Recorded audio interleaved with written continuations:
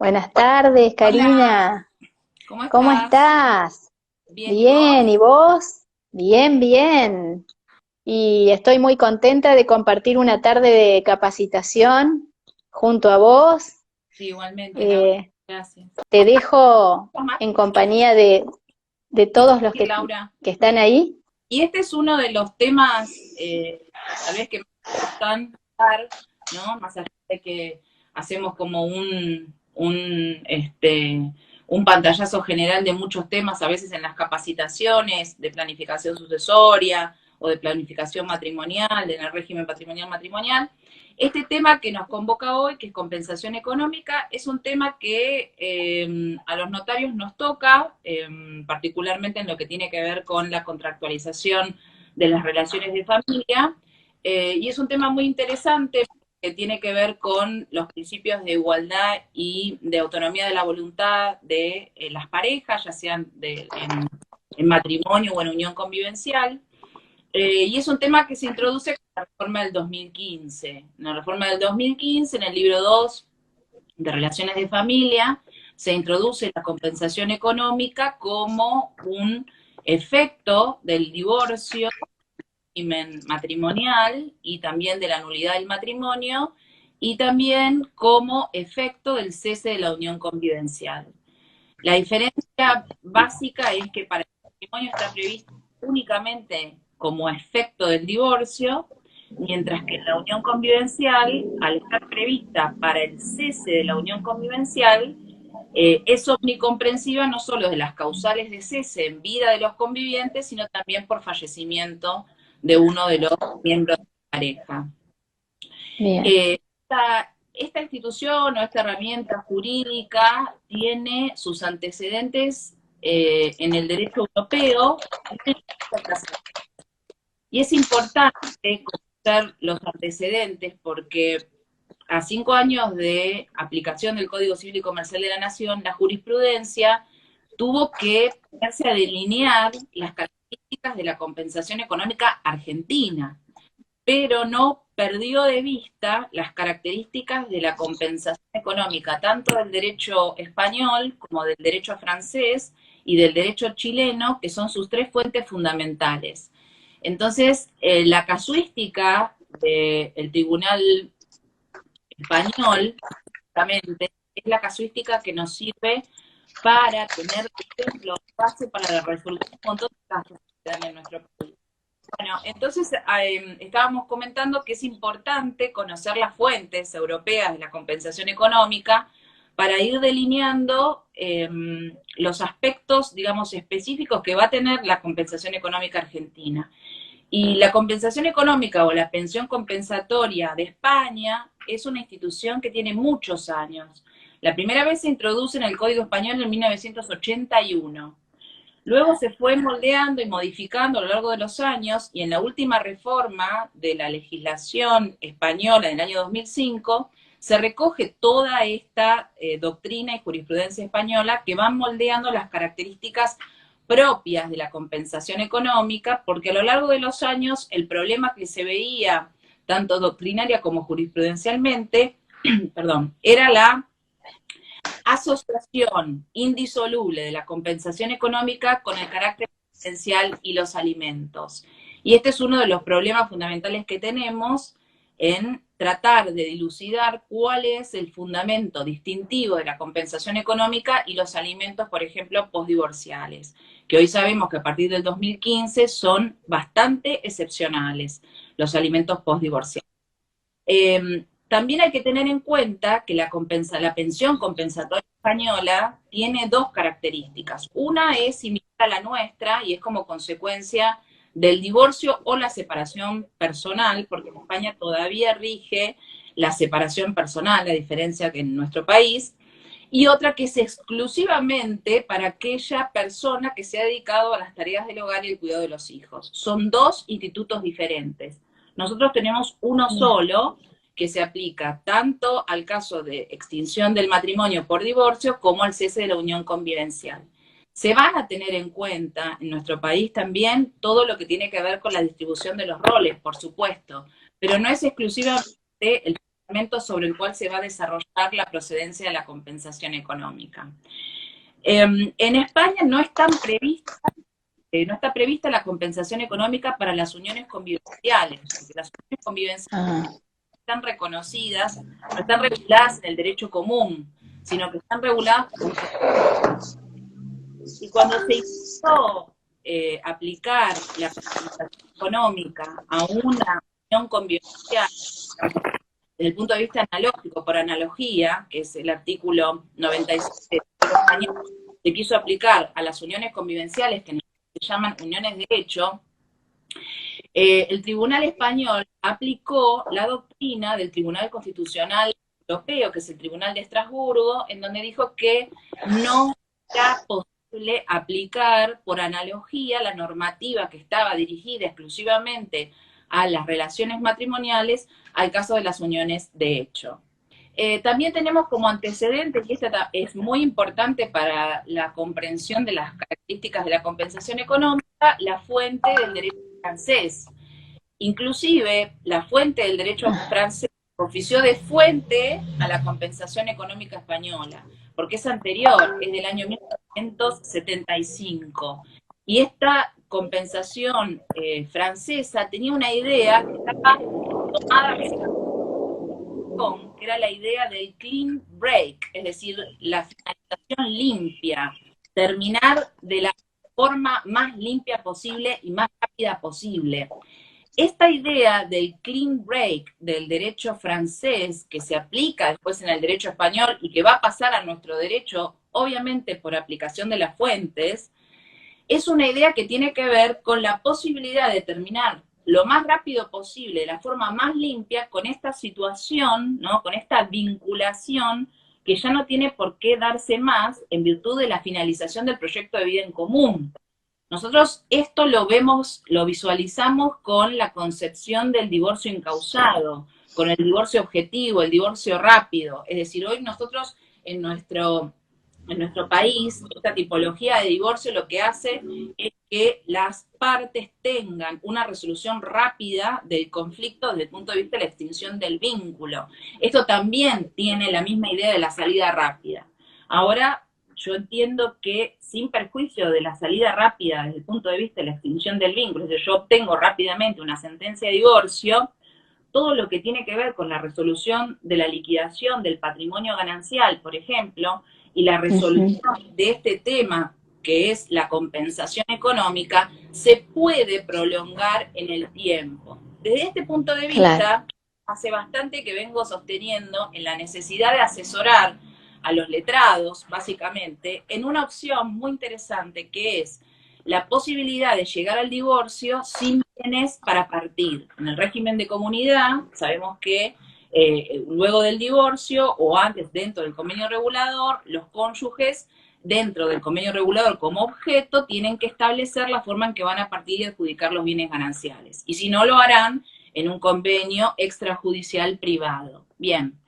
El tema de la prolongación de todo este tiempo mediante el cual se comienzan a generar relaciones, ¿no?, de dependencia económica, en donde cuando se genera algún vínculo de violencia económica patrimonial se empieza a persistir, el hecho de que se prolonga en el tiempo la liquidación del patrimonio ganancial justamente es una desventaja para esta idea de la salida rápida, la salida simple, la salida más rápida posible.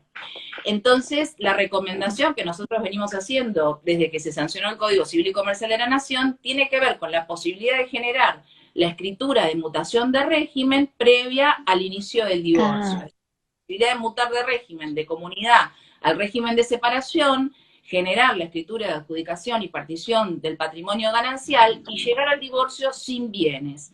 Entonces, que en el divorcio se ventilen realmente los temas en donde existe algún tipo de controversia, ya sea el tema de los hijos, el régimen de comunicación, o tal vez todo lo que tiene que ver con aspectos más personales de los cónyuges, sino de la disputa patrimonial, que pudo haber resuelto con anterioridad, y se evita la prolongación de esta situación de vinculación económica que muchas veces genera esa dependencia, ¿sí? De la dependencia que es generaba la sentencia de divorcio, digamos, eso de yo no te firmo el divorcio si vos no me das tal bien, bueno, ahora se claro, cortó desde el punto de vista de la extinción del vínculo, pero sigue prolongándose cuando no se llega a un acuerdo en relación a la liquidación de los bienes. Entonces es muy claro. recomendable ese asesoramiento. Bien, Ahora bien, en este mismo sentido, nosotros tenemos el otro antecedente muy interesante, que es la Ley de Matrimonio Civil de Chile del 2004, en donde también se contempla la compensación económica, con las mismas palabras y la misma denominación, pero está exclusivamente destinada a ese cónyuge que se dedicó al cuidado de los hijos y que se quedó en el hogar sin poder realizarse profesionalmente. Recién en el año 2015 se consagra la unión civil en Chile y se aplica, se tiene aplicabilidad la compensación económica en los casos de cese de las uniones convivenciales como nosotros las conocemos, o las uniones de hecho o uniones civiles como las denomina la ley especial chilena. Entonces, todos estos antecedentes nos llevan a la necesidad de configurar específicamente cómo es nuestra compensación económica. Y en realidad esas características típicas de la compensación económica argentina empiezan a derivarse de la jurisprudencia. O sea, más allá de lo que establece la legislación de fondo, en cada caso particular nosotros vamos viendo cómo se aplican las reglas del derecho de fondo, es decir, las reglas que tenemos en el Código Civil y Comercial de la Nación. ¿Por qué? Porque en esta necesidad de interpretación de la normativa de una forma sistémica, en un ordenamiento en donde las fuentes están constituidas no solo por las leyes de fondo, las leyes especiales, sino también por todo el ordenamiento constitucional convencional, hay un montón de principios que deben ser aplicados a la interpretación de cada una de las normas. Entonces los jueces, cuando tienen que decidir casos en particular, hay que aplicar determinados principios, el principio de igualdad, el principio de libertad, el principio de igualdad, claro. y obviamente todo lo que tiene que ver con la perspectiva pro persona, en particular, en lo que vamos a ver nosotros en materia de compensación económica, tenemos dos principios fundamentales que aplican sobremanera en las decisiones judiciales. Esto es la perspectiva de género y obviamente todo lo que tiene que ver con la autonomía de regulación en la vejez, porque también nosotros lo que vemos, después de todo un análisis jurisprudencial de todos los casos de compensación económica que se han dado en nuestro país, es como un estereotipo de mujer con determinada edad, que es la que solicita o demanda la compensación económica. Nosotros tenemos un solo caso de compensación económica demandada por un varón en un caso de una unión convivencial, una pareja del mismo sexo. Un solo caso de todos los casos de compensación económica. Todos los demás casos de compensación económica son casos en donde se evidencia el estereotipo de género, o sea, la mujer con asignación de roles estereotipados en el sentido de la mujer cuidadora, la mujer que se casa al cuidado de los hijos, desarrollando actividades que tienen que ver con el cuidado del hogar, tal vez se agrega alguna circunstancia de cuidado de personas con discapacidad, que pueden ser también parientes de la pareja, y el rol productor del varón que sale de la casa y que va a desarrollar su actividad laboral fuera del hogar y que en virtud de esa actividad laboral tiene un ingreso. Entonces la mujer, cuando termina ese proyecto de vida, porque en realidad de lo que estamos hablando es de la libertad de la configuración del proyecto de vida, y no decimos, no estamos en contra de la elección de ese proyecto de vida, sino que cuando termina ese proyecto de vida, los dos han decidido terminar con ese proyecto de vida y tienen derecho a terminar de la misma manera. Y si uno se ha visto menoscabado en virtud de esa diferente asignación de roles, de alguna manera generan una herramienta de compensación de ese desequilibrio que se visualiza recién al momento de la extinción del matrimonio, porque ese es otro tema. Mientras el matrimonio está vigente, o mientras la unión convivencial está vigente, está viva, ese proyecto de vida en común está vivo, la diferencia de asignación de roles no se visualiza, se oculta, y también se oculta psicológica. Y recién comienza a salir y la persona comienza a sentir ese desequilibrio de asignación de roles cuando se encuentra en una situación de ruptura de ese en común y la necesidad de autosustentarse en un mundo que no está la pareja para venir a hacer su sustento. Entonces, esta herramienta lo que trata de poner es un paliativo, está basado justamente en el principio de equidad. Entonces, nosotros tenemos que delimitar la compensación económica argentina. En este sentido, decimos que tiene una naturaleza familiar, es un deber derecho derivado de las relaciones de familia, puede tener naturaleza contractual, si es acordada por los cónyuges o los convivientes, después vamos a ver en qué ámbito, ¿no? Qué instrumento lo pueden acordar. Y este es fundamental, el carácter oneroso de la compensación económica, porque en España, por ejemplo, no se reconoce en todos los casos el carácter oneroso de la compensación económica, entonces cuando se genera algún tipo de conflicto, en caso de fallecimiento de uno de los cónyuges, donde allí sí se puede reclamar fallecimiento, los herederos podrían iniciar la acción de reducción por entender que esa compensación económica, al ser gratuita, estaría digamos, menoscabando su derecho hereditario, su legítima hereditaria, etcétera, etcétera. En este caso no, en este caso es oneroso, obviamente. Es muy importante esto para nuestros estudios de títulos. Exactamente, exactamente. Es de contenido patrimonial, es de carácter objetivo, y esto es muy importante porque nosotros, después de tantos años de tener en nuestra estructura, en nuestra argumentación, el principio de culpabilidad en el divorcio, ¿sí? El inocente, el culpable, parece al principio, los primeros fallos, digamos, y también la primera doctrina que sale a interpretar esta nueva figura, empieza a ir por algunos caminos un poco sinuosos desde el punto de vista de la concepción subjetiva, ¿no? De las características de si existe o no algún tipo de culpabilidad para asignar esta compensación económica. Bueno, no importa. Claro, acá no. No importa, digamos, el comportamiento del cónyuge, sino que importa que al momento de la extinción del régimen en virtud del divorcio haya existido un desequilibrio manifiesto, y este desequilibrio causado justamente en ese vínculo anterior y en la ruptura, en donde la persona se encuentra en una situación mucho peor de la situación que estaba con anterioridad. Yo digo que la visión, ¿no? del intérprete en materia de compensación económica es una visión hacia el pasado, en el presente y hacia el futuro. Es decir, esta trilogía que hay que tener para visualizar la situación particular es justamente en estos tres aspectos: el pasado, el presente y el futuro. Perfecto.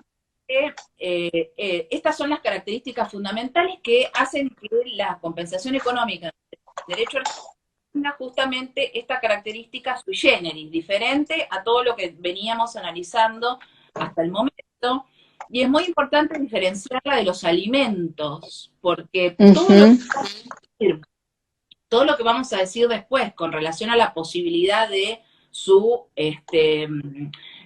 convencionalidad, la posibilidad de renuncia de la compensación económica, la transmisibilidad, la posibilidad de embargo o no de ese crédito o esa deuda, tiene que ver con alejarla de la característica asistencial del alimento, porque cuanto más la acerquemos a la característica asistencial del alimento, menos vamos a poder negociar con ella.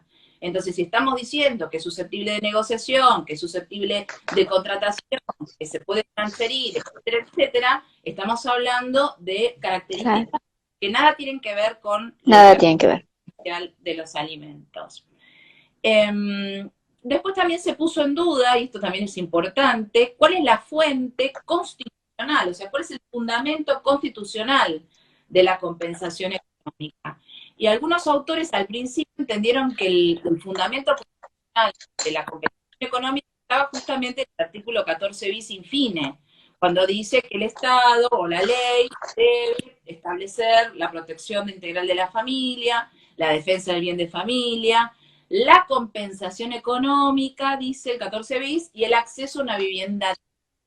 Bueno, en realidad esta compensación económica del 14 bis infine no es la compensación económica del libro 2 de las relaciones de familia. Estamos hablando de dos cosas completamente diferentes.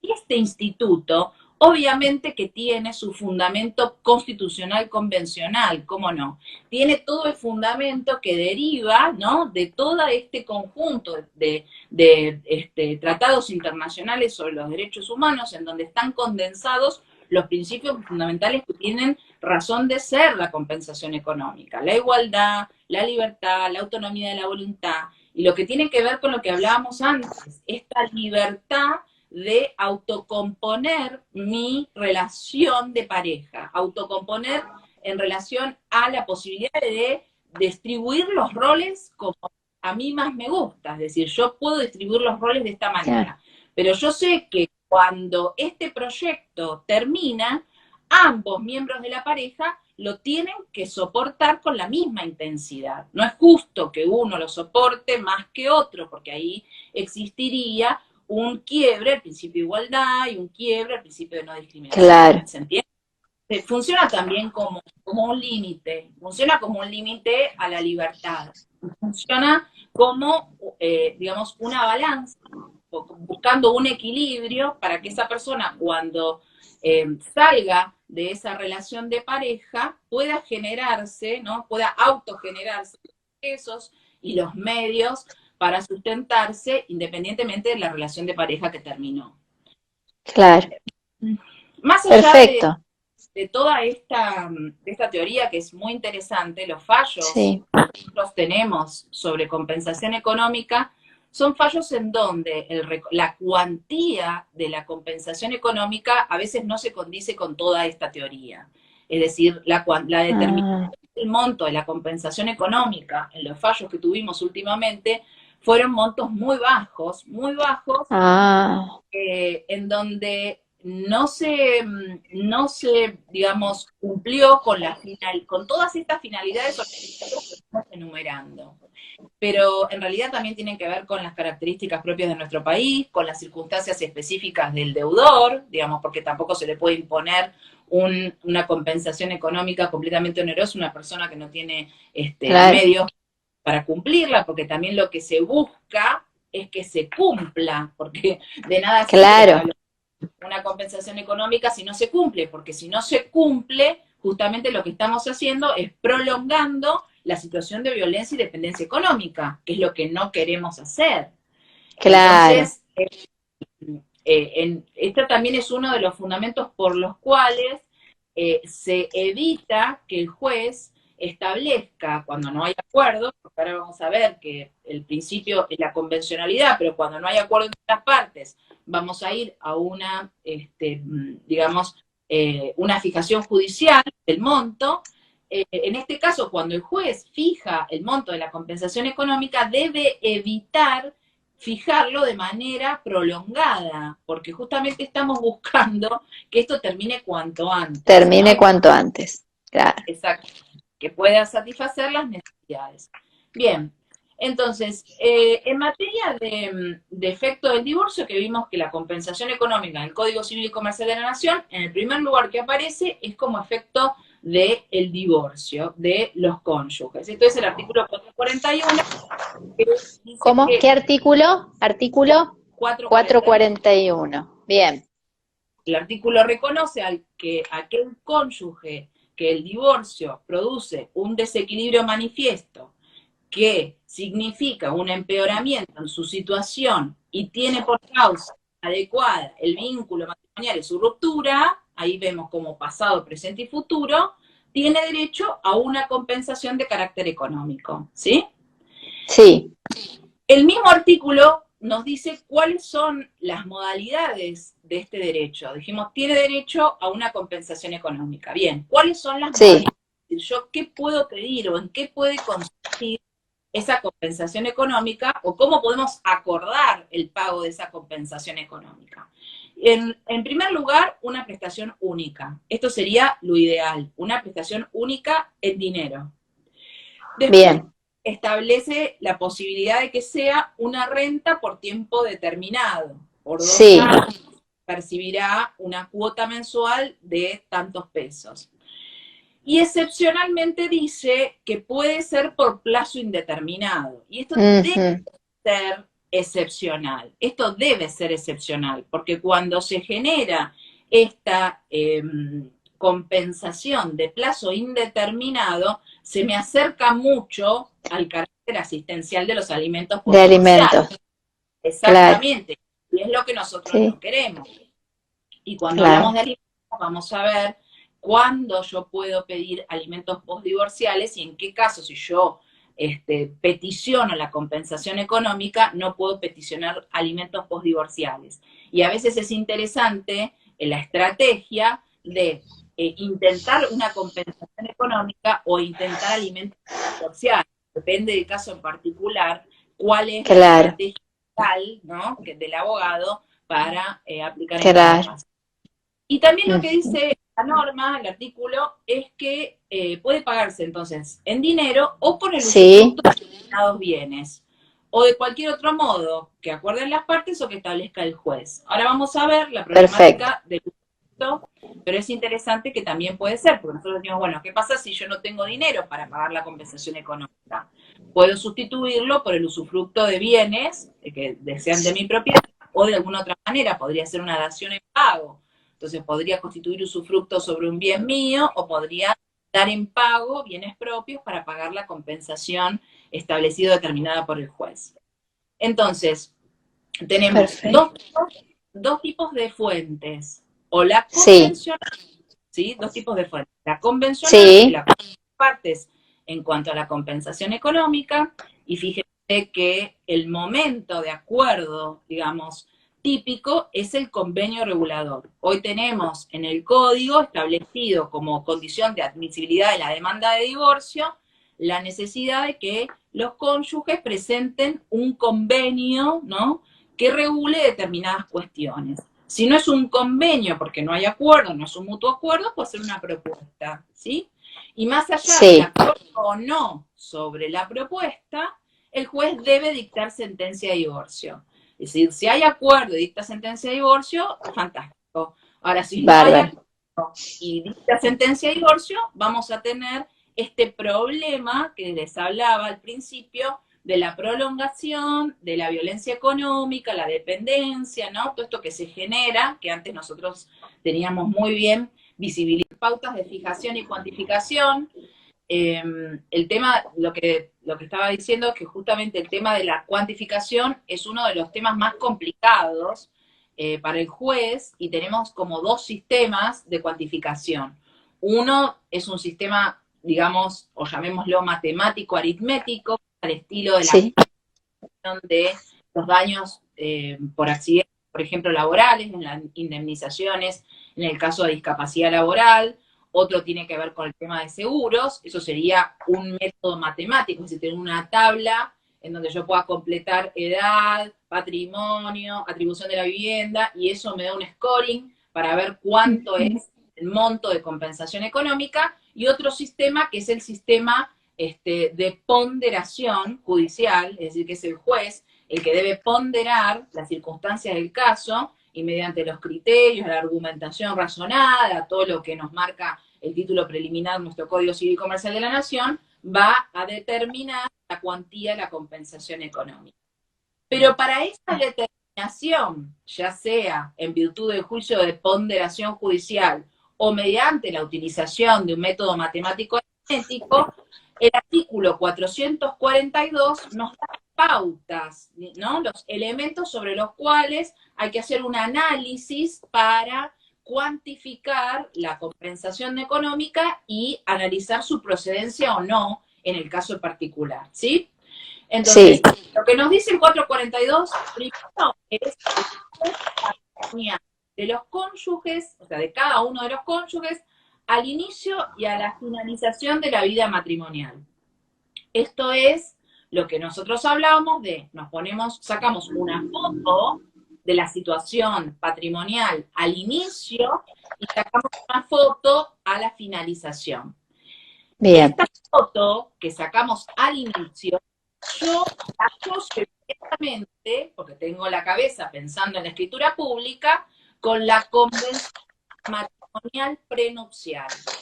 Entonces a veces me preguntan, ¿para qué nos sirve la convención matrimonial prenupcial? No es muy usada, la gente no podemos asesorarla para que la utilicen, es complicado que la gente entienda, el requirente entienda cuál puede ser el objetivo, la finalidad de la convención matrimonial prenupcial, si no es la opción de separación de bienes, ¿no? Supóngase que no sea el caso de que vengan a solicitarme asesoramiento con relación a la posibilidad de adopción de régimen de separación. Ese no es el caso. Son cónyuges casados bajo régimen de comunidad y yo, antes de que se casen, les asesoro sobre la posibilidad de la celebración de una convención matrimonial prenupcial para que puedan detallar cuáles son los bienes que cada uno lleva al matrimonio y cuáles son las deudas que cada uno lleva al matrimonio.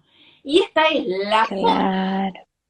la preconstitución de prueba para encauzar el inciso A del 442, porque si no es muy difícil, más en nuestro país, en donde sabemos todo el tema de la interposita persona, la utilización de la personería jurídica, obviamente, digamos, el testaferro, todo el fraude a la comunidad de ganancias a través de la utilización de terceros o personas jurídicas. Entonces, es muy interesante para esta foto inicial utilizar la convención matrimonial como preconstitución de prueba de la existencia de los bienes al momento del inicio de la unión matrimonial y la evaluación de los bienes, porque esa es otra cosa. Yo después voy a tener, depende de la cantidad de tiempo que dure esta unión, esta pareja, voy a tener el problema de la tasación de los bienes, de todas las mejoras que se realizaron en los bienes, la cuantificación de las mejoras. Digamos, ese es uno de los problemas. La acreditación de esta prueba es uno de los problemas fundamentales en todos los procesos de liquidación de patrimonio ganancial. Claro. Entonces, o sea que es bueno tratar de asesorar o intentar asesorar para que se realice esta convención prenupcial, ¿no? Para preconstituir la prueba de los bienes que cada uno lleva al matrimonio. Al matrimonio. Después, más allá, ¿no? Pero bueno, hoy no vamos a hablar de opción por régimen de separación, pero más allá de, obviamente, que nosotros... Para la próxima, para la próxima, ya agendate para la próxima, ese tema. Debemos asesorar que la opción por el régimen de separación debe realizarse por escritura pública, más allá de la posición doctrinaria que entiende que si la opción por el régimen de separación es solamente el objeto de la convención, podría ser reemplazado con una manifestación de los futuros contrayentes frente al oficial público del registro civil y luego va a tener, ¿no?, cristalización en el acta del matrimonio con una crucecita en donde dice los cónyuges eligen el régimen de separación de bienes, más allá de que el código de fondo me establece como especie de instrumento público la escritura pública. Pero bueno, ahí tenemos la doctrina bifurcada. Entonces, ese es el inciso A. El inciso B tiene que ver con la dedicación que cada cónyuge le brindó a la familia, a la crianza y a la educación de los hijos durante la convivencia y, obviamente, qué va a pasar con posterioridad al divorcio, cómo van a distribuirse los roles de cuidado. Y acá está, obviamente, una fuerte perspectiva de género. Es decir, ese es el análisis que el juez debe hacer. Y ojo que estoy hablando del juez porque estamos hablando de fijación judicial, pero cuando nosotros intervenimos en el asesoramiento o intervenimos en la formalización de un pacto convivencial o en la formalización de un acuerdo, en estos casos extrajudicial de compensación económica, también tenemos que tener en cuenta esta perspectiva de género que le tenemos que dar al asesoramiento, es decir, escuchar ambas partes, analizar pasado, presente y futuro, hacer un análisis exhaustivo de la situación de cada uno de los cónyuges, o de los convivientes que nos vienen a requerir ese asesoramiento. Después nos dice la edad y el estado de salud de los cónyuges y de los hijos. Esto también va a ser muy, muy importante porque va a tener en cuenta si uno de los cónyuges se queda con hijos menores, si hay algún hijo con alguna discapacidad, un tratamiento en particular. El otro punto es la capacitación laboral y la posibilidad de acceder a un empleo del cónyuge que solicita la compensación económica. Esto de la posibilidad de acceder a un empleo y la capacidad o la capacitación laboral es un punto que se da como típico en todos los pedidos de compensación económica. Esto es la imposibilidad del desarrollo pleno por la atribución libre de roles de cuidado, ¿sí? O sea, la atribución libre de la mujer de roles de cuidado que ha impedido la continuación de los estudios universitarios y del perfeccionamiento y la capacitación laboral.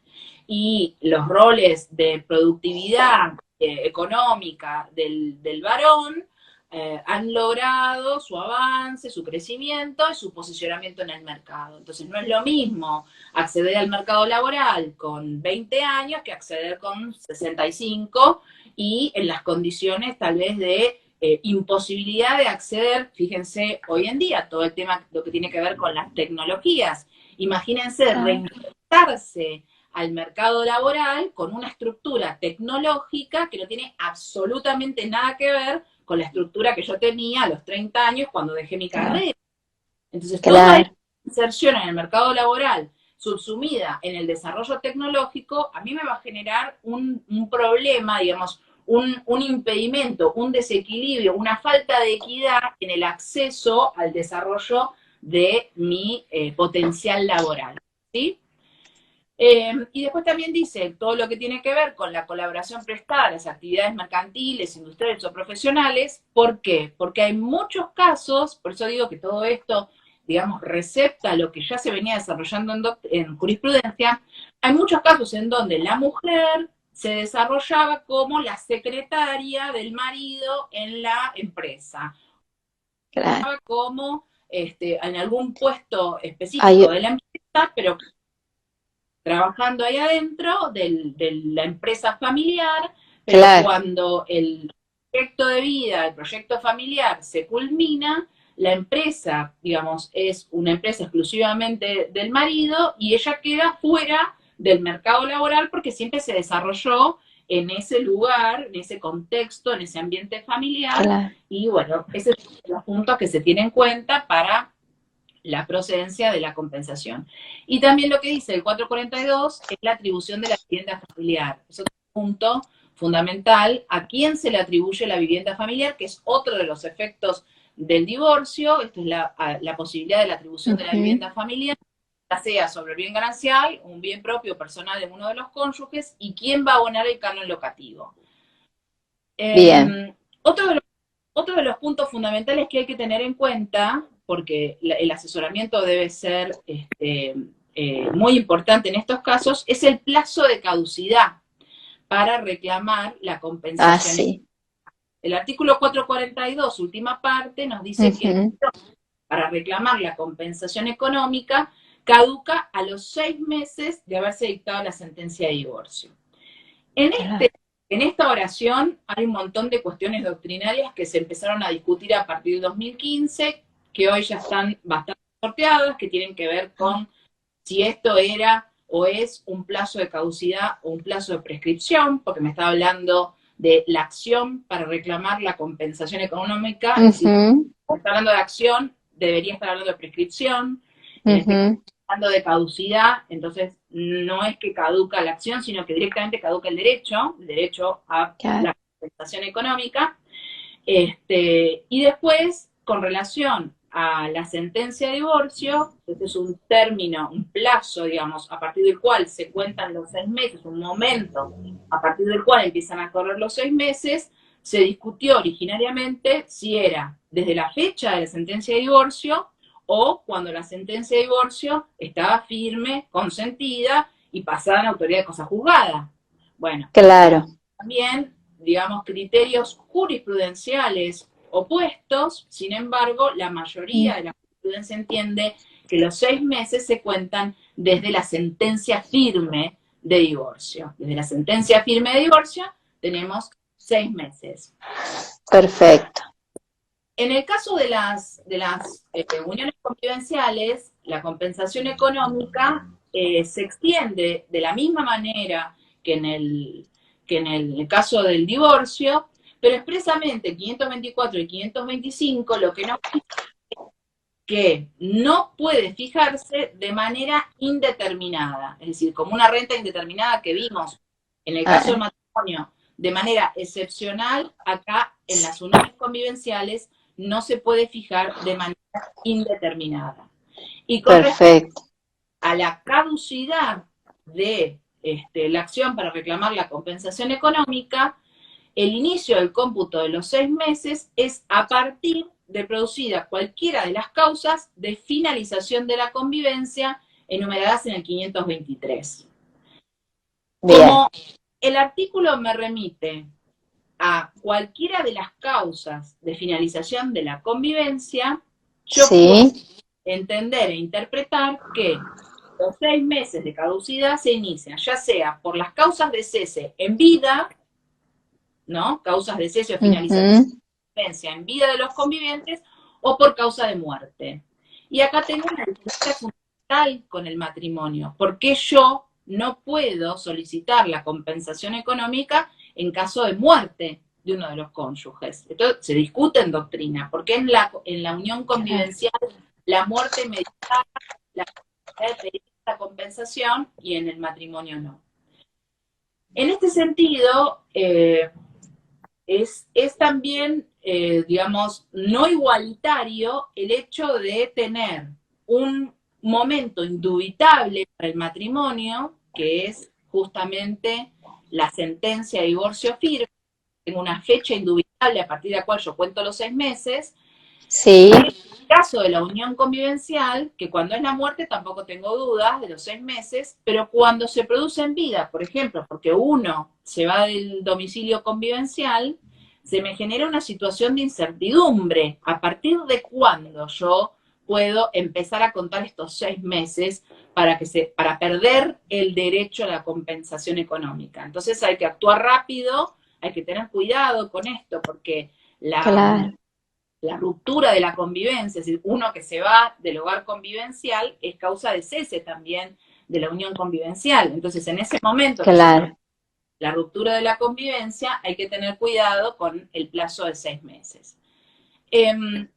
Otro de los puntos fundamentales es que la compensación económica tiene carácter rogatorio, es decir, no puede ser impuesta de oficio. Es improcedente la imposición de oficio de la compensación económica.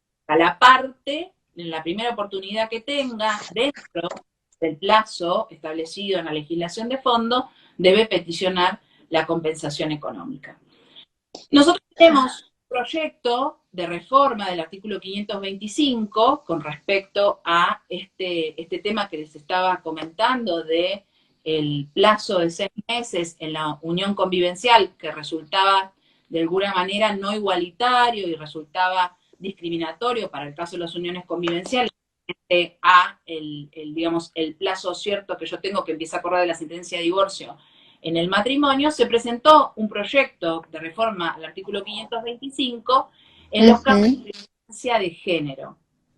¿Por qué? Porque muchas veces la situación de abandono de la convivencia se da por alguna cautelar que obliga a uno de los convivientes, en los casos de violencia de género, a retirarse del hogar convivencial. Ese es el punto número 1. Y el punto número 2 es que independientemente de la existencia o no de una cautelar que ordena el retiro del conviviente del hogar convivencial, la violencia de género probada, con obviamente lo que decimos preconstitución de prueba, siempre este punto es esencial para la víctima, que a veces no logra las medidas de preconstitución de prueba, y hago un paréntesis porque siempre me gusta aclarar este tema, que me parece muy importante, todo lo que tiene que ver con la necesidad de asumir los requerimientos de constatación de violencia digital a través de actas de constatación de documentos electrónicos, WhatsApp, Facebook, etcétera. Porque veces,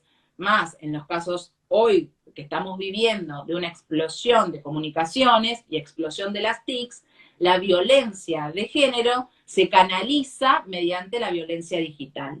Entonces, a veces no tenemos otra prueba más que esta constatación de reiterados hechos de violencia a través de fotos de Facebook o mensajitos de WhatsApp. Claro.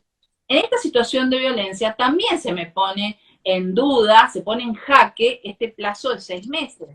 Yo puedo tener, digamos, la cabeza limpia, tranquila y pacífica para entender que debo iniciar una demanda de compensación económica cuando estoy siendo víctima de violencia de género, víctima de violencia y toda esta situación psicológica que impide, porque diferente es el caso del matrimonio. Vos fíjate que el matrimonio lleva todo ese proceso de divorcio, más allá que hoy nosotros tenemos un divorcio muy rápido, pero el divorcio, digamos, desde el punto de vista psicológico, desde el punto de vista de la presión de esa pareja, el hecho de salir la sentencia de divorcio genera una distensión. Entonces, a partir de esa distensión psicológica, empiezan a correr los 6 meses. Los 6 meses. Puedo salir a requerir auxilio de un letrado que me ayude, que me asesore, y ahí va, bueno, ¿estás o no estás en condiciones de peticionar la compensación económica? Esa es una situación completamente diferente a la situación que yo estoy marcando entre los convivientes.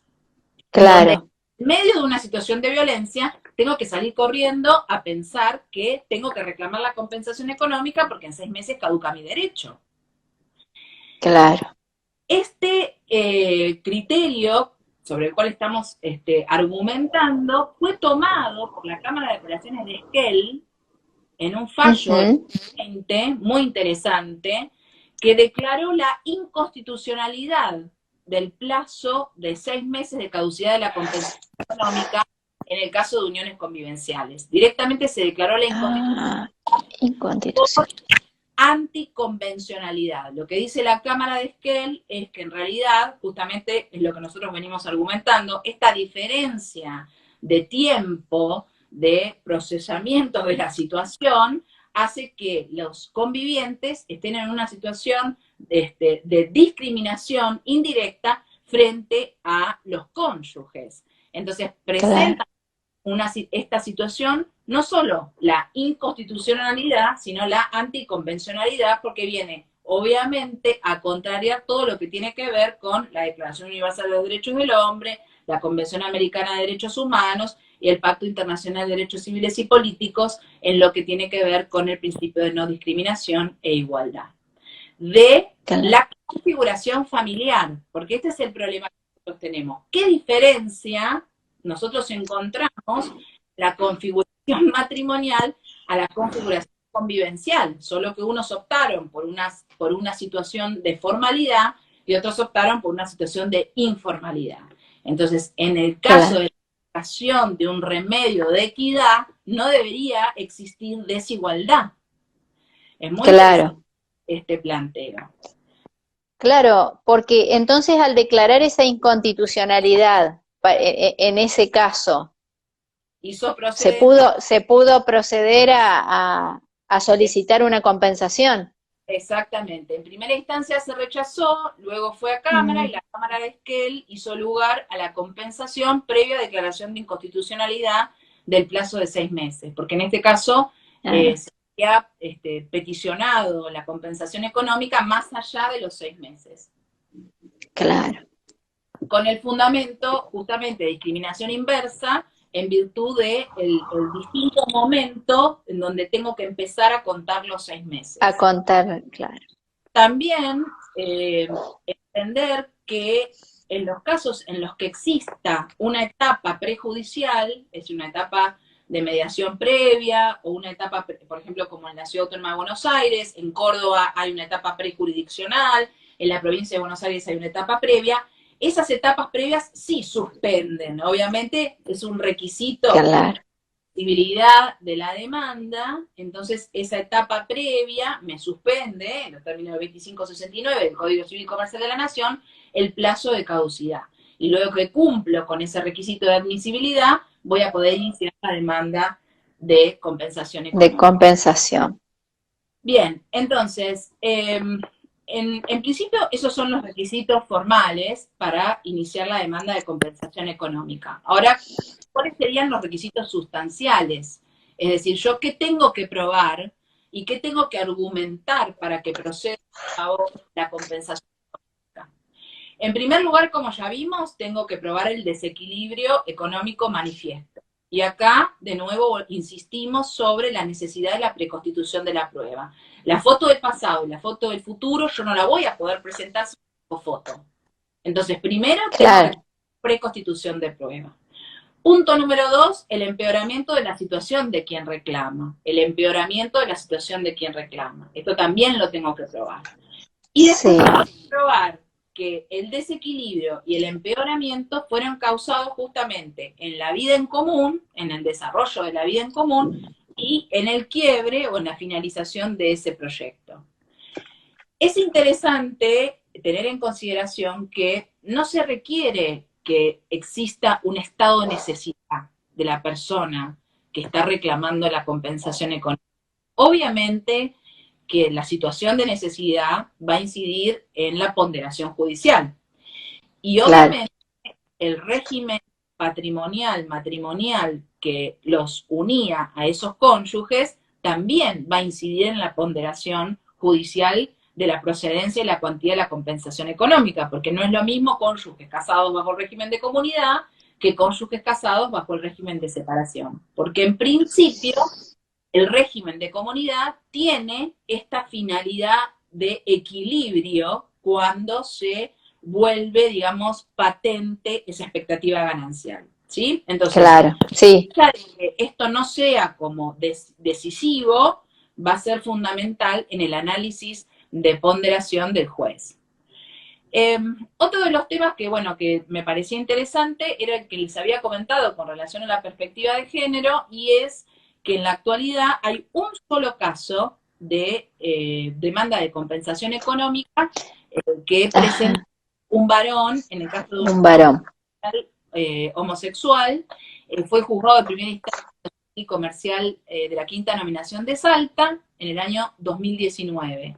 Se presenta, o sea, fallece su pareja, no tiene herederos, el único heredero es el hermano del causante, y esta persona se presenta y bueno, obviamente como prueba no tiene, digamos, muchas más que el desarrollo de su vida cotidiana. Esto es, tenía una autorización para manejar el vehículo del causante, tenía una extensión de la tarjeta del causante, tenía testigos que habían conocido toda su historia de vida y su historia de pareja, y tenía también un seguro de vida que cobrara a su favor. Bueno, en definitiva, lo que el juzgado entiende en este caso, con la verdad que una argumentación bastante anticonvencional, es que no se logra acreditar la convivencia en los términos del Código Civil y Comercial de la Nación, es decir, que el juez dice, pudieron ser amigos, pero no tengo la convicción de que haya existido una unión convivencial típica de las tipificadas con los requisitos específicos en el Código Civil y Comercial de la Nación. Este también es un tema que da para hablar un montón. Claro, sí, sí.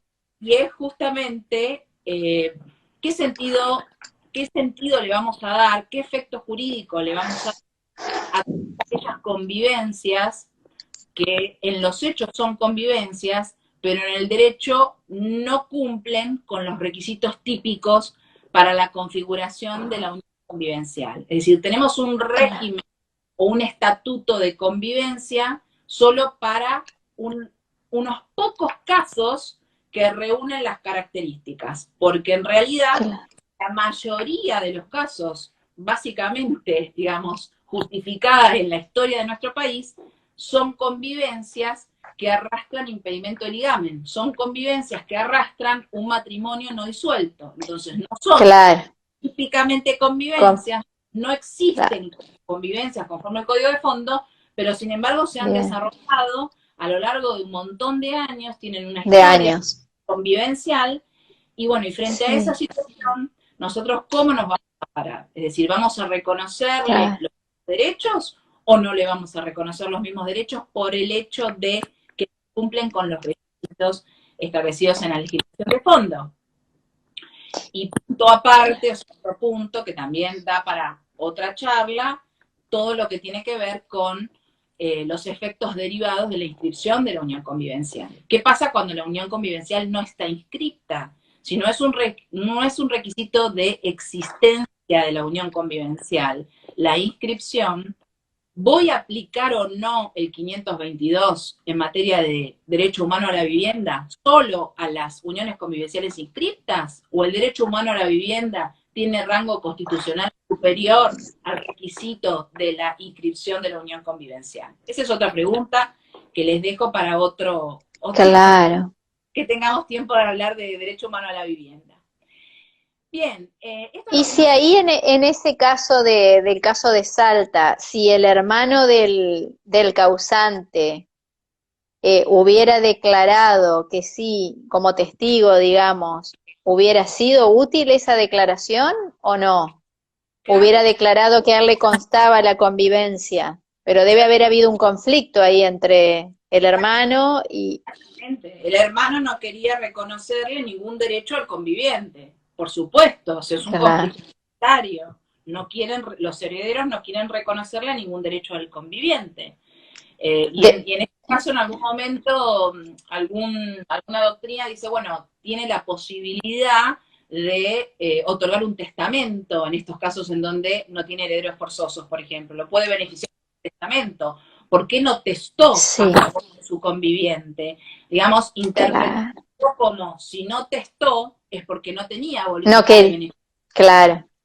Exactamente. El tema es que la educación testamentaria en nuestro país es muy deficiente. Entonces, no todas las personas saben que estando en una unión convivencial pueden testar para beneficiar a su conviviente en el caso de que no tenga herederos forzosos, o si tienen herederos forzosos, beneficiarlo mínimamente con la porción disponible. Entonces, hay un tema también de que falta en cuanto a la cantidad de herramientas que nosotros tenemos para poder ayudar a estas situaciones. Y ni hablar del pacto convivencial, que bueno, también otro día podemos tratar. Bueno.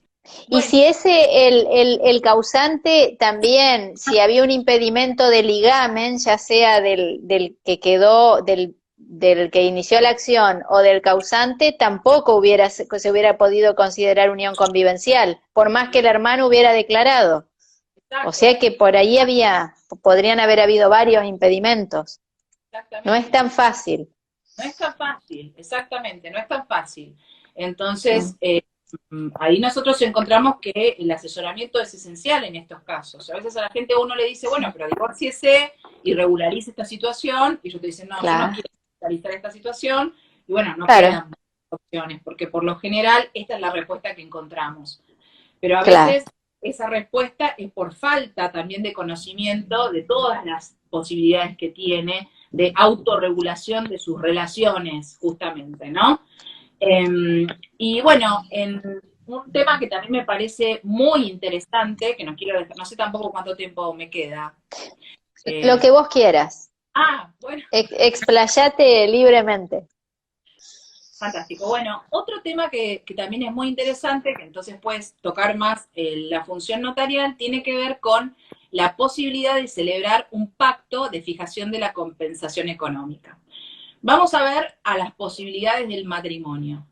En principio, digamos, este pacto es un negocio jurídico familiar de contenido patrimonial, es un pacto oneroso, ¿sí? Está dentro de los términos del 957 del Código Civil y Comercial de la Nación, y hay que analizar en qué casos procede y en qué casos no procede el pacto de fijación de la compensación económica.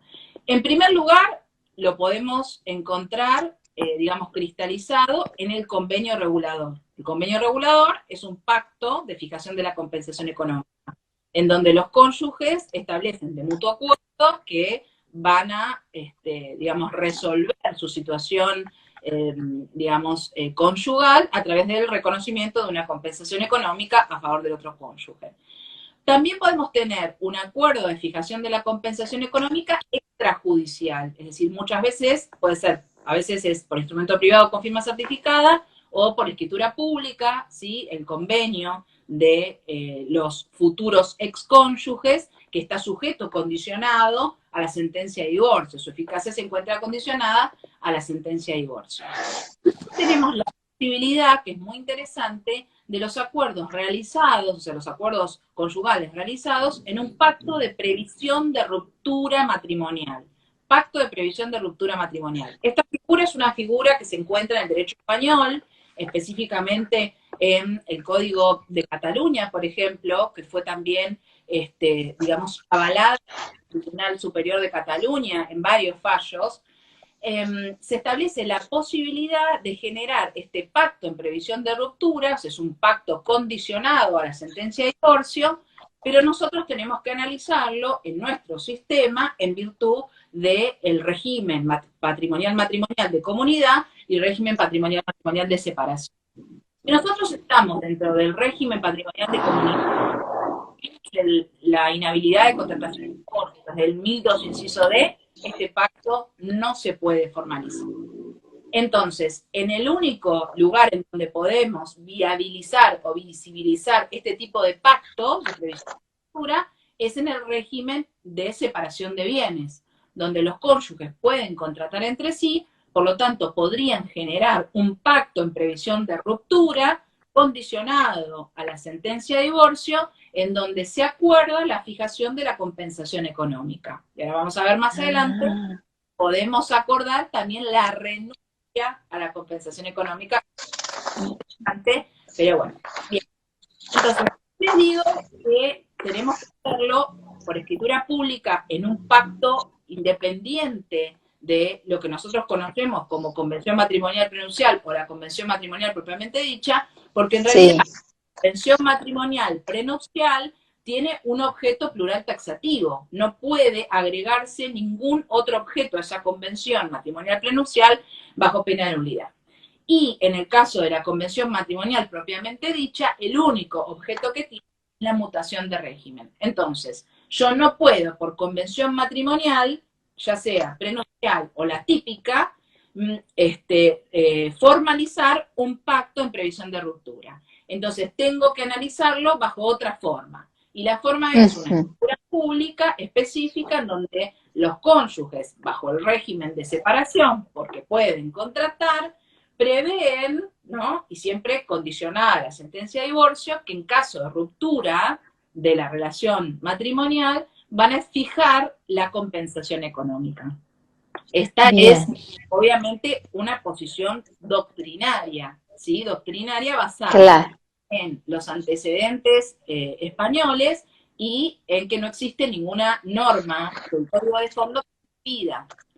Es interesante cuando hablamos de la posibilidad de la renuncia, cómo el Código de Cataluña establece la necesidad, la condición sine qua non de que se realice por escritura pública, por el debido asesoramiento, la intervención, es más, pide intervención de cada una de las partes. Ahora después lo vamos a ver, es muy interesante cómo legisla sobre pacto de previsión de ruptura matrimonial en el caso de régimen de separación. Bien, y después también podemos establecer ese pacto de fijación de compensación económica en el pacto convivencial, obviamente. Si estamos hablando de que lo podríamos hacer en el régimen patrimonial de separación, lo vamos a hacer en los pactos convivenciales por escritura pública, en los casos de uniones convivenciales. Siempre digo por escritura pública porque recomiendo que sea por escritura pública, pero no es que la norma exija en nuestro código de fondo, los pactos convivenciales no deben realizarse por escritura pública. En realidad deben realizarse por escrito, pero sugerimos la realización por escritura pública por, obviamente, todas las bondades y más que nada la matricidad, el asesoramiento, y obviamente si están involucrados inmuebles, sí vamos a formalizarlo por escritura pública, porque luego lo vamos a mandar a registrar al registro de la propiedad inmueble. Entonces, y como prueba va a ser mejor calificada, ¿no es cierto? Y puede ser que este pacto por escritura pública, que estamos hablando de previsión de ruptura matrimonial, se base en la autonomía de la voluntad, Claro, ¿no? exactamente. Digamos, a ver, eso sí, Para la valoración judicial que se haga llegado un momento, digamos que se basa en la autonomía de la voluntad, ¿es así? esencial, sí, sí, totalmente. Por eso ahora iba justamente a analizar cómo, digamos, desde la unión convivencial hasta el régimen de comunidad, existe una graduación de mayor a menor de la autonomía de la voluntad. Ah, Dice que el libro 2 de Relaciones de Familia inicia digamos, la interpretación, dice, este libro debe ser interpretado bajo los principios de igualdad y libertad y autonomía de la voluntad de los miembros de la pareja. Entonces, claro. bajo los lineamientos de la autonomía de la voluntad, graduados de mayor a menor, desde la unión convivencial hasta el régimen de comunidad, vamos a justificar ese pacto de previsión de ruptura en el régimen de separación. ¿Por qué? Porque no encontramos la limitación del 1200 Claro. y porque lo supeditamos, o sea, lo condicionamos a la sentencia de divorcio. ¿Sí? Karina, ¿podés repetir el artículo que cada vez que lo decís se corta, el artículo que me impediría en el régimen de comunidad realizar un pacto de este tipo? ¿Mil? 1002, inciso D. 1002, inciso D. Perfecto. Bien.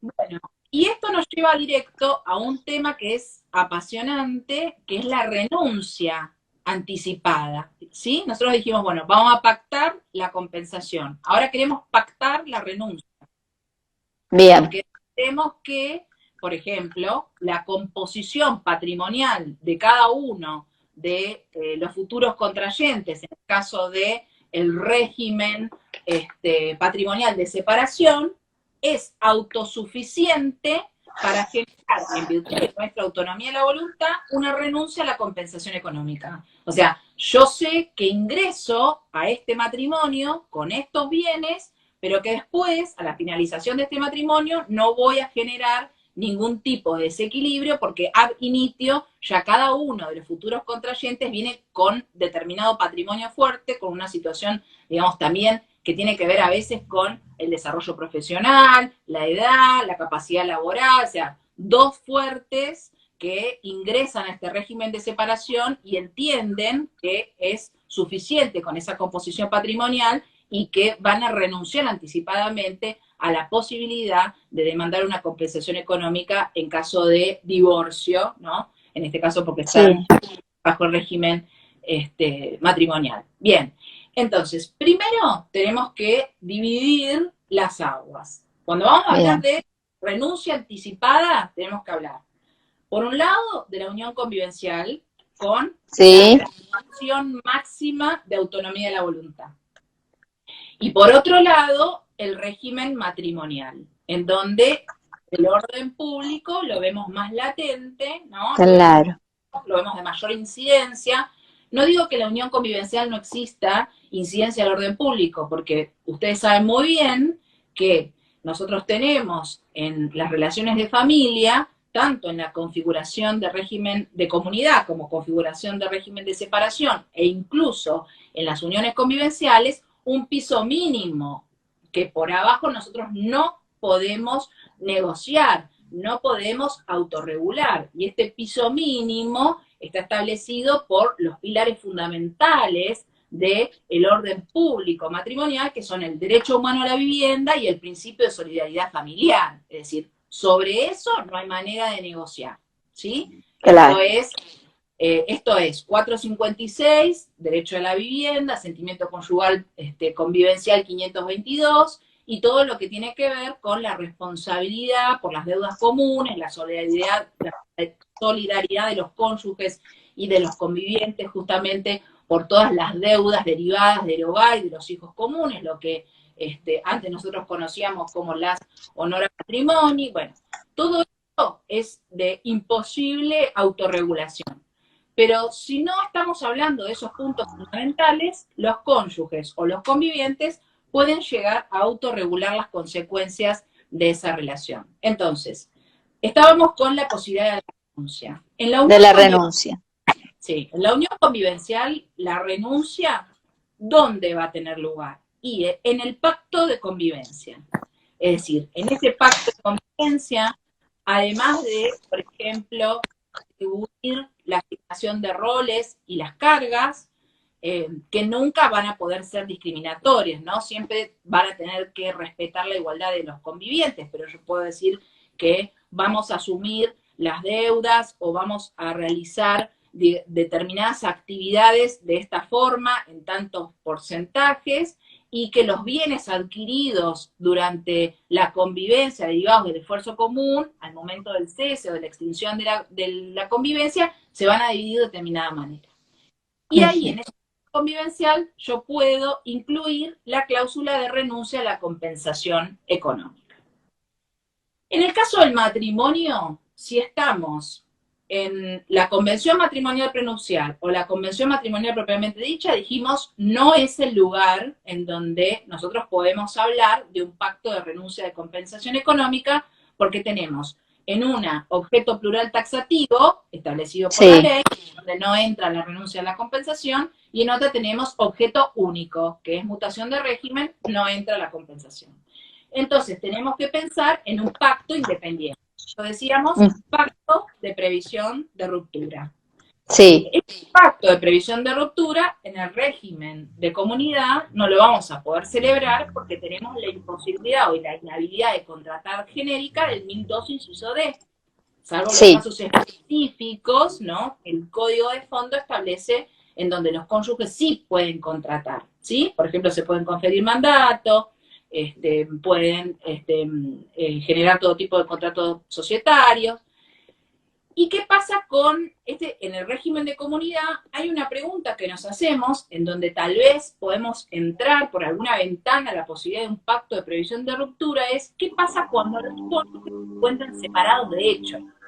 Es decir, entre el régimen matrimonial de comunidad, los cónyuges han cesado en la cohabitación. Se han separado, ¿no? Cada uno en, digamos, un lugar diferente, no hay voluntad de seguir adelante con ese matrimonio, pero no hay divorcio.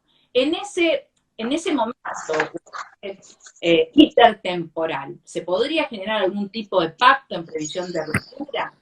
¿Sería conveniente prever algún tipo de consecuencia autorregulable, supeditada o condicionada a la sentencia de divorcio? Esa es una pregunta que se hace la doctrina en este momento, por ejemplo. No hay una respuesta. Entonces, en el régimen de comunidad, en el único momento, sí. Karina, pero si están separados de hecho, igual son cónyuges.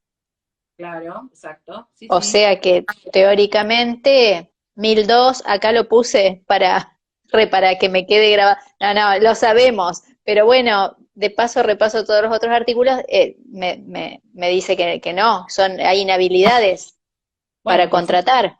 Esa es la postura, digamos, de la doctrina mayoritaria, que dice, bueno, independientemente de la situación de hecho de los cónyuges que se encuentren separados, todavía rige el 1002 inciso D, porque siguen siendo cónyuges, entonces hay imposibilidad de contratar entre ellos. Y es lógico. Hay un sector de la doctrina que empieza a ver la posibilidad de generar este tipo de pacto en previsión de ruptura condicionada a la sentencia en los casos de separación de hecho. ¿Sí? La mayoría conteste con lo que vos me estás diciendo de la subsistencia de la inhabilidad del 1002 inciso D. Ahora, en el caso entonces sí podemos hablar de previsión de ruptura, y tampoco es unánime la doctrina, es en los casos del régimen de separación de bienes. Sí. De separación de bienes, en donde tenemos la posibilidad de contratar, yo siempre digo, los cónyuges son patrimonialmente extraños entre sí, hay posibilidad de contratar, ellos podrían, en un pacto de previsión de ruptura, generar una renuncia a la compensación económica. Y ahí sí traigo el ejemplo del Código de Cataluña. En el Código de Cataluña, los requisitos esenciales para la procedencia del pacto de previsión de ruptura, en donde se genere una renuncia a la compensación económica, vuelvo a insistir, en el régimen de separación de bienes, son la escritura pública, punto número 1, el consentimiento informado, de este consentimiento informado lo vamos a empezar a escuchar por todos lados, la información suficiente conforme a digamos, el contenido patrimonial de cada uno de los cónyuges. Volvemos nuevamente a la importancia de la preconstitución de la prueba, o sea, que yo pueda llegar a ese momento y decir, bueno, el patrimonio es este, ¿sí? La información suficiente. El asesoramiento letrado que va unido a información suficiente, consentimiento informado. Un punto fundamental es la cláusula de dureza o fuerza mayor. Esto que nosotros conocemos en nuestro derecho como pacta sunt servanda rebus sic stantibus, es la cláusula de dureza o fuerza mayor, es decir, nosotros pactamos esto mientras las condiciones no se cambien, mientras las cosas sigan estando de esta forma. Entonces, la posibilidad de generar situaciones de imprevisibilidad, una enfermedad grave, una situación desconocida en ese momento, la quiebra del cónyuge de todos los bienes porque tenía escondidos patrimonio en tierras fiscales, en paraísos fiscales, etcétera, situaciones que sean imprevisibles, que en ese momento no se hayan desnudado, que se hayan ocultado, ¿no? Serían, entre comillas, vicios ocultos del cónyuge. Claro. Harían que se disparara esa cláusula de dureza, entonces ese pacto en previsión de ruptura, que fue válidamente otorgado en ese momento, conforme a todos esos requisitos, se torna ineficaz. Ineficaz, o sea, válido en el inicio, ineficaz en el futuro, por una situación sobreviniente que me cambia las condiciones cuando yo pacto. Entonces, eso es muy importante, es muy interesante para estudiarlo, para proyectarlo, para asesorarlo. Y esto del consentimiento informado también es muy interesante, porque en realidad, si yo doy el panorama completo de las consecuencias jurídicas del acto que estoy celebrando, la parte, digamos, el acto voluntario, lícito de esa parte, además está siendo informado, suficientemente informado de cuáles son las consecuencias del acto jurídico que va a realizar. Si después no puede venir a decir, yo no sabía que por una situación de imprevisibilidad, este pacto podía dejarse sin efecto. Dejarse sin efecto es decir, está sujeto a revisión judicial. Y nosotros decimos, y sí, en realidad siempre está sujeto a revisión judicial. Claro, como un contrato. Exactamente. Acá para que los cónyuges realicen esta renuncia en este pacto, tienen que tener un equilibrio de cada uno en su patrimonio, o sea, no puede ser que uno tenga muchos bienes y otro no tenga nada. ¿No podrían hacer esta renuncia? Exactamente. En un momento, en la legislación española, hay uno de los fallos del Tribunal de Cataluña, donde está legislado justamente el Código de Cataluña, que está legislado este caso en particular, habla de la reciprocidad de la renuncia. Es decir, el carácter recíproco, que no es unilateral y que genera en ese mismo momento un desequilibrio, porque si no, te estoy dando, digamos, los fundamentos para una futura, un futuro reclamo. Recíproco, pero además tienen que tener patrimonios similares.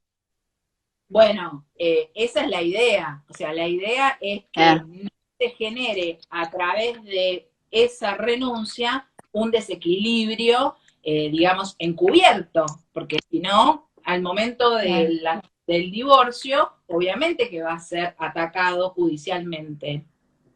Ahora, va a ser atacado judicialmente si la otra parte así lo exige.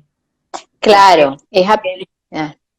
si el pacto se cumple, no va a haber ningún problema, pero si genera una cuestión entre los cónyuges, obviamente que va a poder presentar, en esto tiene, digamos, total vigencia la cláusula esta de dureza, porque es como un requisito sine qua non para la posibilidad de la renuncia, esto de la imprevisibilidad. Es decir, yo jamás hubiera previsto esta circunstancia en el momento que firmé la renuncia, ¿se entiende? Claro, y al efecto del consentimiento informado, ¿es conveniente dejar por escrito esa cláusula de la existencia o la posibilidad de que ante una fuerza mayor, digamos, puede Sí, exacto, exactamente. O sea, es como una puede cláusula. tornarse ineficaz el convenio o el Exactamente. pacto? Sí, es como una cláusula de imprevisión, totalmente. Por eso digo Bien, que el requisito es la cláusula de dureza o fuerza mayor, que exista, que esté redactada la que cláusula esté dentro del redactada. para, Perfecto, digamos, también viabilizar esto que venimos hablando del consentimiento informado. O sea, cuáles son las bien, consecuencias del acto que estoy otorgando. Bueno, perfecto. entonces, frente al panorama que planteamos, tenemos la posibilidad de renuncia en las uniones convivenciales, sí. En los matrimonios bajo el régimen de separación de bienes, en este pacto de previsión de ruptura con renuncia, también puede ser. En el matrimonio bajo el régimen de comunidad, no, de ninguna manera. Y lo que se encuentra a debate todavía, la posibilidad está de la separación de hechos, que obviamente la mayoría de la doctrina entiende que en virtud de que el vínculo no se ha extinguido, todavía son cónyuges a los cuales se les va a aplicar el 1002 inciso D. ¿Sí? Te hago y después vemos el tema. Entonces, dice, buenas tardes, consulta sobre caso fuera de la compensación, bueno, pero fuera de la compensación. Para otro día,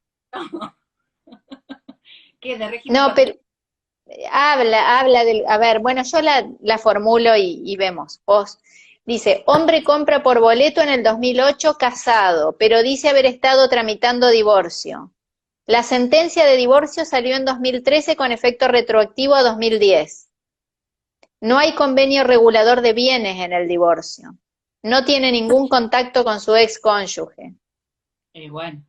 Bueno, esto es como ya, ¿qué escapatoria tiene? Te dice, pero bueno, Efecto retroactivo al 2010 y él compró en el 2008, nada, compró casado, es un problema y ese, digamos, va a tener podría que localizar.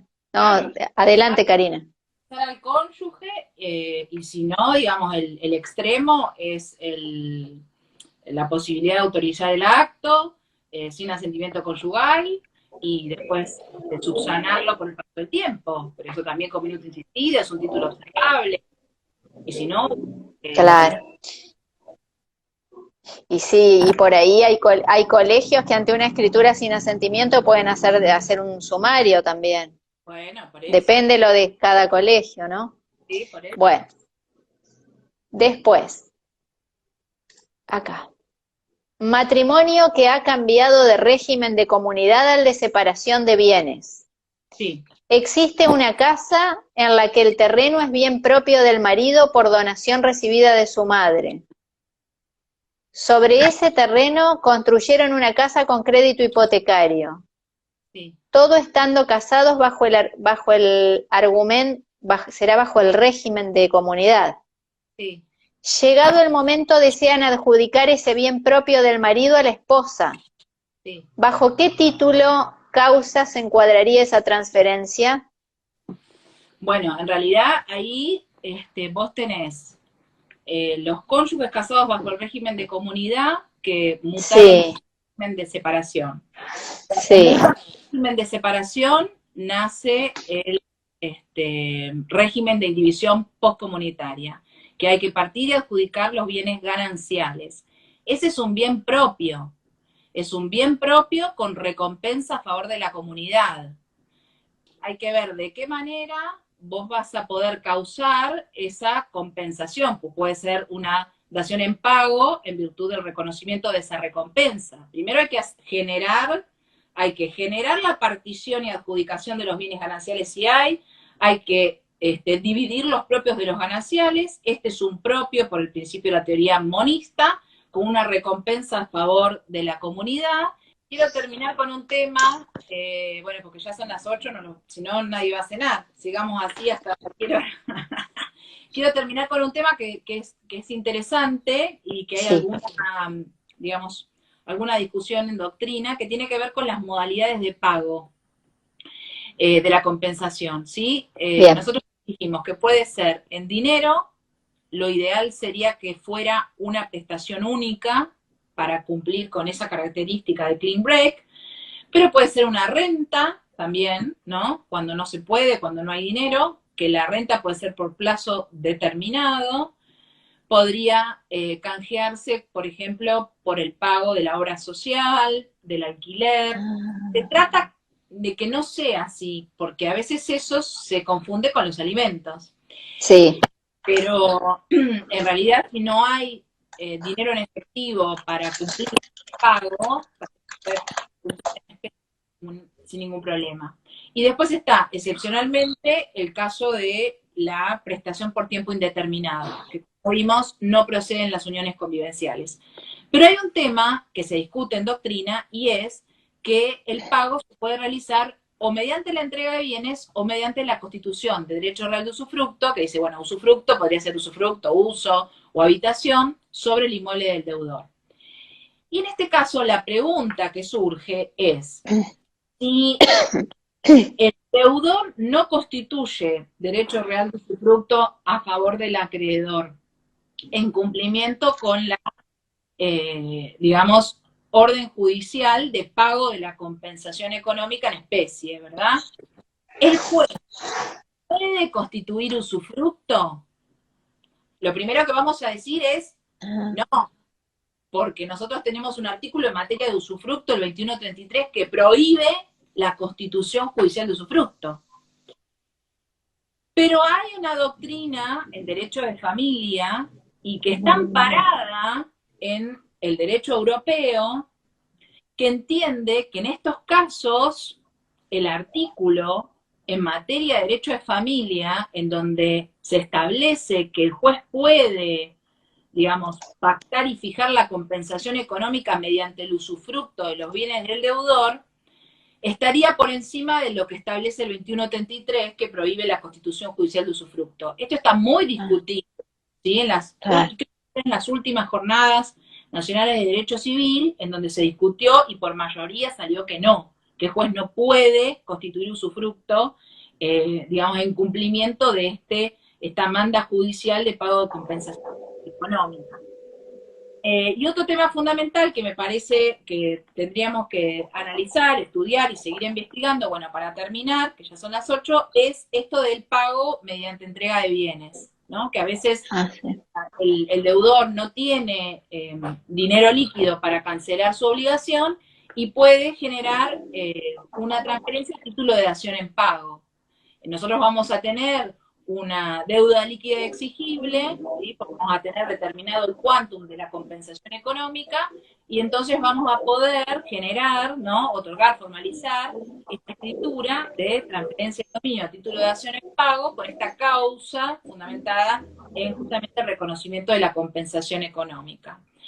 El tema es, en el caso de que la compensación económica haya sido fijada convencionalmente, también podemos tener un pacto en donde se fija convencionalmente, que no es judicial, la compensación económica. Entonces ese pacto también va a ser el origen o la causa para la transferencia a título de dación en pago de el inmueble.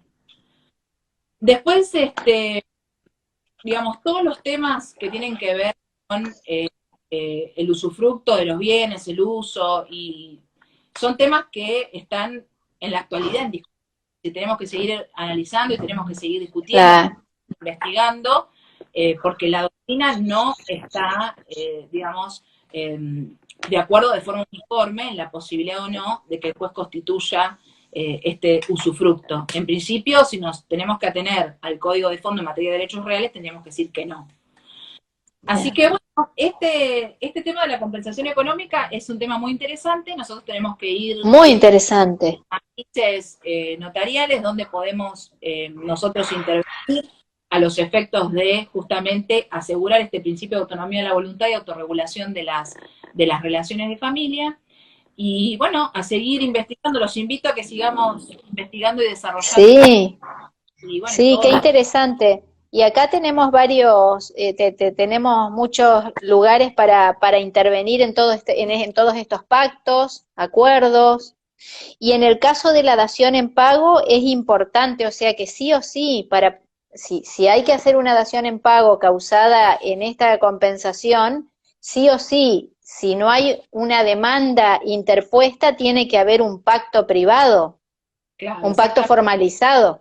exactamente. Si no, porque a mí una vez me hicieron una consulta en ese sentido, y hay que tener cuidado porque la causa, digamos, la dación en pago es la deuda líquida exigible, podría haber Sí, un reconocimiento de pago de compensación económica, ¿no?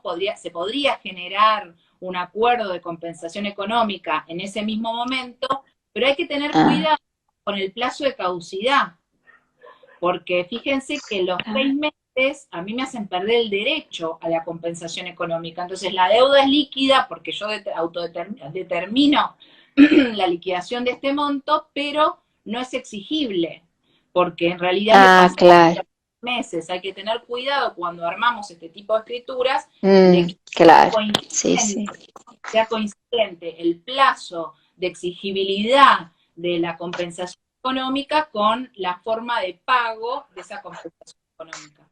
claro, sí. Bueno, hay que estudiarlo en profundidad al tema. Exactamente. Cuando nos toque intervenir en un acto de...